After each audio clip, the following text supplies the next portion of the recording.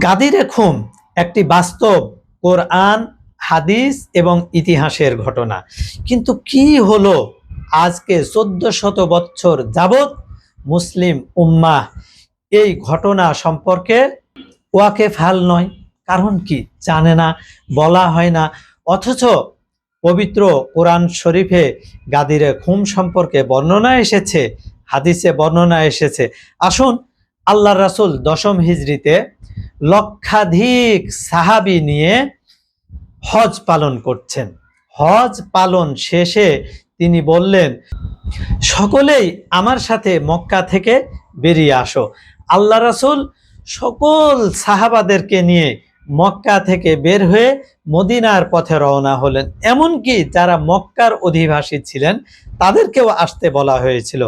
যখন মাঝ পথে চলে গেছেন গাদিরে খুম নামক স্থানে, তখন হযরত জিবরাইল আমিনকে আল্লাহ রাসূল প্রেরণ করে আয়াত অবতীর্ণ করছেন সূরা মায়েদায়, যে ইয়া আইয়ুহার রাসূল বাল্লিগ মা উনজিলা ইলাইকা মির রাব্বিক, হে রাসূল বলে দাও তোমার নিকট যা অবতীর্ণ করা হয়েছে। ওয়া ইল্লাম তাফআল, আর যদি তুমি তা না করো, ফামা বাল্লাগতা রিসালাতা, তাহলে তুমি তোমার রিসালাতের কোনো কিছু প্রচারই করলে না, তোমার রিসালাত অসম্পূর্ণ থেকে গেল। সেটা কোন বিষয় ছিল? ওয়াল্লাহু ইয়াসিমুকা মিনান নাস। আয়াতে বলা হচ্ছে আল্লাহ রাসূলকে যে হে রাসূল, আল্লাহ পাক রব্বুল আলামিন তোমাকে মানুষের ক্ষতি থেকে রক্ষা করবে। তাহলে এমন কোন বিষয় ছিল যে বিষয় আল্লাহ রাসূল যদি প্রচার করে দেন তাহলে মানুষ তার ক্ষতি করতে পারবে? আসুন, কোন বিষয় ছিল? আমরা গাদিরে খুমের ইতিহাস অধ্যয়ন করলে দেখতে পাই যে বিশ্বনবী মুহাম্মদ মুস্তাফা সাল্লাল্লাহু আলাইহি ওয়া আলিহি ওয়াসাল্লাম যখন এই গাদিরে খুমে পৌঁছে গেলেন, আল্লাহ রাসূলের উপর যখন এই আয়াত অবতীর্ণ হলো, তখন আল্লাহ রাসূল বললেন যে যারা সামনে গেছেন তাদেরকে পিছনে আসতে বলো, তোমরা অপেক্ষা করো, যারা পিছনে আছে তারা যেন এই পর্যন্ত পৌঁছে যায়। কেননা লক্ষাধিক সাহাবীর এক কাফেলা, অনেক লম্বা কাফেলা। সকলেই যখন একত্রিত হলো, তখন আল্লাহ রাসূল নির্দেশ দিলেন যে উটের পিঠের গদিগুলো নামিয়ে একটা মঞ্চ তৈরি করো। আল্লাহ রাসূলের নির্দেশে সে মঞ্চ তৈরি করা হলো। আল্লাহ রাসূল ওই মঞ্চে উঠে দীর্ঘ ভাষণ দিলেন। এই ভাষণ এসেছে গাদিরের ঘটনা হিসেবে মুসলিম শরীফে এসেছে, তিরমিজি শরীফে এসেছে, নাসাই শরীফে এসেছে, তারিখে তাবারিতে এসেছে, তারিখে বাগদাদিতে এসেছে, সিরা ইবনে হিসাবে এসেছে। বহু গ্রন্থে এ ঘটনা বর্ণিত হয়েছে। আল্লাহ রাসূল সেখানে ভাষণ দিলেন এবং বললেন যে আলাস্তু আউলা বিকুম মিন আনফুসিকুম, আমি কি তোমাদের প্রাণের উপরেও অধিকার রাখি না?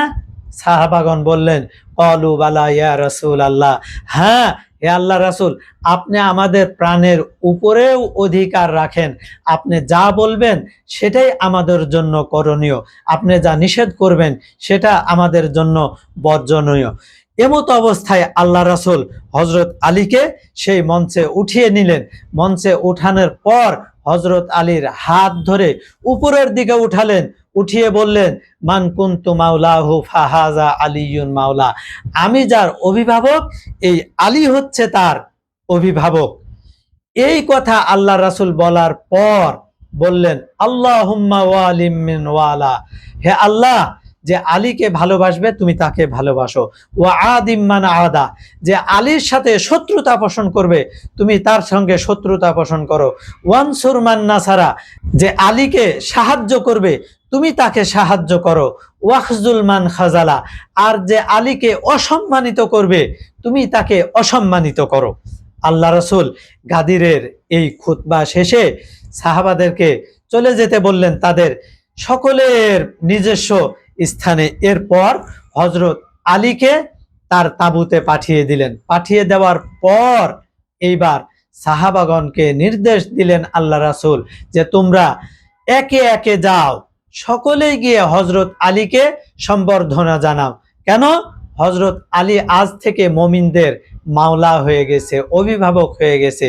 এরপর একের পর এক সাহাবারা লাইন ধরে হযরত আলীর কাছে এসে বলতে থাকলেন যে বাখিন বাখিন লাকাইয়া আলী, হে আলী মুবারকবাদ, মুবারকবাদ যে তুমি আমার মাওলা হয়ে গেলে এবং মুমিনদের মাওলা হয়ে গেলে, মুমিনদের অভিভাবক হয়ে গেলে। এই ঘটনাটিকে কেউ অস্বীকার করেনি, কিন্তু আশ্চর্যের বিষয় হচ্ছে কোন ইসলামিক চিন্তাবিদ যারা এই বিষয়টিকে মেনে নেয়নি, তারা কি করেছে, বলেছে যে এই মাওলা শব্দের অর্থ হচ্ছে বন্ধু, অভিভাবক নয়। সম্মানিত শ্রোতা মণ্ডলী, আমি আপনাদের বিবেককে প্রশ্ন করতে চাই, এত বড় একটা অনুষ্ঠান, এত বড় ভাষণ, সেই আরবের গরমের মধ্যে রৌদ্রের তাপের নিচে, আসলে এভাবে কি আনুষ্ঠানিকতার প্রয়োজন হয়? না, কখনোই নয়।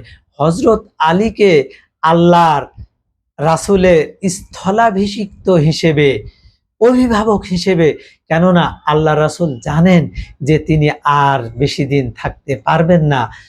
আল্লাহ রাসূল বলেছেন আরাফাত ময়দানে যে আমার নিকট সেই আল্লাহর তরফ থেকে দূত আসবে, আমাকে আমার প্রভুর নিকট ডাক দেওয়া হবে, আমিও আমার প্রভুর ডাকে সাড়া দিব। তাহলে আল্লাহ রাসূলের ওয়াফাতের পর এ ইসলামের ধারক কে হবে, বাহক কে হবে? হযরত আলীকে গাদিরে খুমে এই দায়িত্ব আল্লাহ রাসূল বুঝিয়ে দিয়েছেন।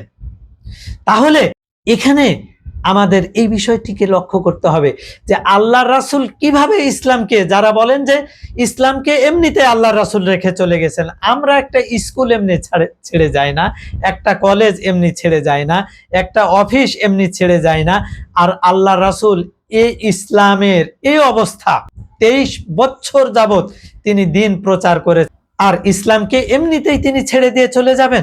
এটা কি বিবেকসম্মত? কখনোই না। আসুন, আমাদের এই বিষয়টা বোঝা দরকার। আয়াতেও আমরা পড়েছি, কি পড়েছি? ওয়াল্লাহু ইয়াসিমুকা মিনান নাস। তাহলে এমন বিষয় যে বিষয়টা বর্ণনা করলে মানুষের ক্ষতির সম্ভাবনা রয়েছে। এতদিন আল্লাহ রাসূল যে দিন প্রচার করেছেন, এ দিনের জন্য হুমকি ছিল কাফেরেরা, ইহুদিরা, খ্রিস্টানেরা, কিন্তু আজকে এমন একটি বিষয় আল্লাহ রাসূল প্রচার করতে যাচ্ছেন যার জন্য হুমকি হচ্ছে মুসলমানেরা, এবং পরে হুমকি হয়েওছে। আমরা দেখেছি আল্লাহর রাসূলের এই ওয়াসি হযরত আলী কাররামাল্লাহু ওয়াজহাহু যখন খলিফা হয়েছেন, খলিফার মসনদে বসেছেন, তখন আল্লাহ রাসূলের এই খলিফার বিরুদ্ধে যুদ্ধ শুরু করা হয়েছে। যুদ্ধের ইতিহাস দেখেন, জামালের যুদ্ধ, সিফিনের যুদ্ধ, আরো কত যুদ্ধ, কত ধরনের বিরোধিতা। এরপর ইমাম হাসানের বিরুদ্ধেও তাই, ইমাম হুসাইনের বিরুদ্ধেও তাই। কাজেই গাদির সম্পর্কে আমাদেরকে জানতে হবে, এবং আল্লাহ রাসূল যে হাদিসটি বলে গেলেন সেখানে, ইন্নী তারিকুম ফিকুমুস সাকালাইন, আমি তোমাদের জন্য দুটি ভারী জিনিস রেখে যাচ্ছি, গুরুত্বপূর্ণ জিনিস রেখে যাচ্ছি, মা ইন তামাসসাকতুম বিহিমা লান তাযিল্লু বাদি, এই দুটিকে যদি তোমরা আঁকড়ে ধরো কখনো পথভ্রষ্ট হবে না। কিতাবুল্লাহি ওয়া ইতরাতি আহলু বাইতি, একটি হচ্ছে আল্লাহর কিতাব আল কোরআন, আর আরেকটি হচ্ছে আমার ইতরাত, আমার আহলে বাইত। তারপরে আল্লাহ রাসূল বলছেন যে উযাক্কিরুকুমুল্লাহু ফি আহলি বাইতি, আমি আমার আহলে বাইতের কথা তোমাদেরকে স্মরণ করে দিয়ে যাচ্ছি, তোমাদেরকে স্মরণ করে দিচ্ছি, তোমরা যেন ভুলে যাও না। ঘটনাক্রমে আল্লাহ রাসূল যে কথাটি আমাদেরকে স্মরণ করে দিয়েছিলেন, আমরা সে কথাটি ভুলে গেলাম।